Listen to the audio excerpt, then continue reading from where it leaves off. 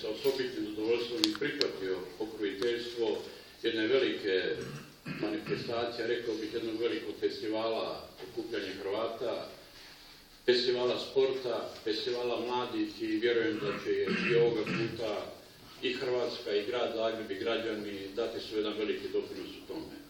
Što reći nego to da Hrvatska živi i jedan Hrvatske. I tko to ne razumije puno toga. Stoga je jedan ovo mali doprinos da svi oni koji su danas van Hrvatske, koji su dugo van Hrvatske, dođu ovdje, da li je to sport, da li je sutra gospodarstvo, da li su neka druga pitanja, da se svi zajedno pomognemo. Nećemo uspjeti ukoliko ne budemo imali tog zajedništva. Nećemo uspjeti ako se ne budemo okupljali. Nećemo uspjeti ako budemo vodili neke druge povijesne bitke. Nego ćemo uspjeti ako budemo zajedno. To će biti u Zagrebu sport, biti će možda prije toga neko gospodarstvo, biti će okupljanje na nekim bitnim projektima koji su potrebni Hrvatskoj, ali krenimo sa sportom.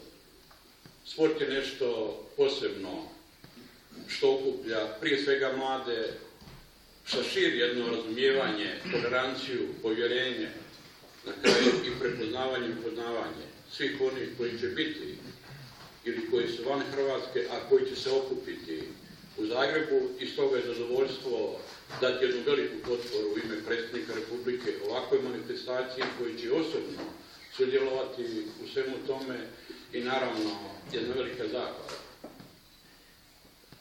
našem Hrvatskom svjetskom kongresu koji je dao jedan veliki doprinos upravo u ovoj akciji koju rade.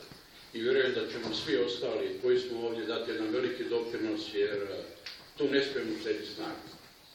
Tu moramo dati svi zajedno da bi uspjeli u tom jednom velikom projektu. Ništa drugo nego ovo je bilo najkraće. Hvala vam lijepo na strpljenju.